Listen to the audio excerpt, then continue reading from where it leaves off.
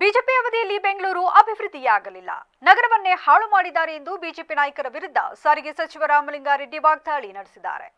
ಶುಕ್ರವಾರ ಬಿಜೆಪಿ ನಿಯೋಗ ಸಿಎಂ ಸಿದ್ದರಾಮಯ್ಯರನ್ನ ಭೇಟಿಯಾಗಿ ಬೆಂಗಳೂರು ಅಭಿವೃದ್ಧಿಗೆ 8,000 ಕೋಟಿ ರೂಪಾಯಿ ಬೇಡಿಕೆ ಇಟ್ಟಿರುವ ಬಗ್ಗೆ ಶನಿವಾರ ವಿಧಾನಸೌಧದಲ್ಲಿ ಸುದ್ದಿಗೋಷ್ಠಿ ನಡೆಸಿ ಬಿಜೆಪಿ ನಾಯಕರ ವಿರುದ್ಧ ಹರಿಹಾಯ್ದರು. ಯಡಿಯೂರಪ್ಪ ಬೊಮ್ಮಾಯಿ ಅವಧಿಯಲ್ಲಿ ಬಿಬಿಎಂಪಿಗೆ 8,000 ಕೋಟಿ ರೂಪಾಯಿ ಅನುದಾನ ಕೊಟ್ಟಿರಲಿಲ್ಲ, ಬಿಜೆಪಿಯವರು ಸುಳ್ಳು ಹೇಳ್ತಿದ್ದಾರೆ.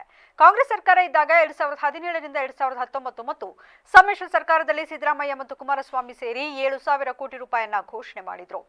ನಮ್ಮ ಸರ್ಕಾರ ಬಿದ್ದ ಮೇಲೆ ಬಿಜೆಪಿಯವರು ನಾವು ಕೊಟ್ಟ 7,000 ಕೋಟಿ ರೂಪಾಯಿಯನ್ನ ಹಂಚಿಕೆ ಮಾಡಿಕೊಂಡಿದ್ರು. ಆಗ ನಮ್ಮ ಕಾಂಗ್ರೆಸ್ ಶಾಸಕರಿಗೆ ಬಿಜೆಪಿಯವರು ಕೇವಲ 1,600 ಕೋಟಿ ರೂಪಾಯಿ ಮಾತ್ರ ಕೊಟ್ಟಿದ್ರು. ಆದರೆ ಬಿಜೆಪಿ ಶಾಸಕರು 5,400 ಕೋಟಿ ರೂಪಾಯಿ ಅನುದಾನ ಪಡೆದುಕೊಂಡಿದ್ದಾರೆ.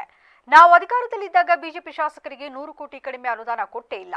ಬಿಜೆಪಿಯವರು ಬಂದ ಮೇಲೆ ಕಾಂಗ್ರೆಸ್ ಶಾಸಕರ ಅನುದಾನ ಕಡಿಮೆ ಮಾಡಿದ್ದಾರೆ. ಸಿದ್ದರಾಮಯ್ಯ ಸರ್ಕಾರದ ಅವಧಿಯಲ್ಲಿ 400 ಕಿಲೋಮೀಟರ್ ರಸ್ತೆ ನಿರ್ಮಾಣ ಆಗಿದೆ. ಪಾದಚಾರಿ ಮಾರ್ಗ, ರಸ್ತೆ ಅಗಲೀಕರಣ, tender sure, signal free corridor, white topping, 8 ಕಡೆ ಸ್ಕೈವಾಕ್, ಬಸ್ ಶೆಲ್ಟರ್, ಪಾರ್ಕಿಂಗ್ ವ್ಯವಸ್ಥೆ, 6 ಕಡೆ ಘನತ್ಯಾಜ್ಯ ನಿರ್ವಹಣೆ, ಇಂದಿರಾ ಕ್ಯಾಂಟೀನ್, ಕೆರೆಗಳ ಅಭಿವೃದ್ಧಿ ಎಲ್ಲ ಕೆಲಸಗಳು ನಮ್ಮ ಸರ್ಕಾರದ ಅವಧಿಯಲ್ಲೇ ಆಗಿವೆ. ಬಿಜೆಪಿಯವರು 4 ವರ್ಷ ಅಧಿಕಾರ ಮಾಡಿದ್ರು.